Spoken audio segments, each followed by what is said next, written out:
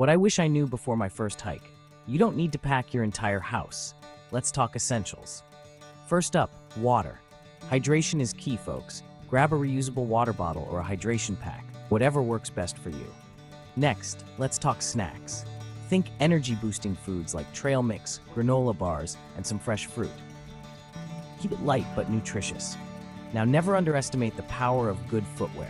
Comfortable, sturdy hiking shoes can make or break your adventure. Don't forget a map or a trail app on your phone. Connectivity can be spotty, so always have a backup plan. Also, pack a small first aid kit.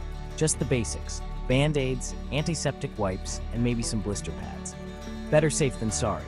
Sun protection is a must. Sunscreen, a hat, and sunglasses will keep you shielded from those harsh rays. Lastly, a lightweight, weather-appropriate jacket can save you from unexpected downpours or chilly winds. And there you have it: water, snacks, shoes, map, first aid, sun protection, and a jacket. Simple, right? Now get out there and enjoy your hike. Happy trails!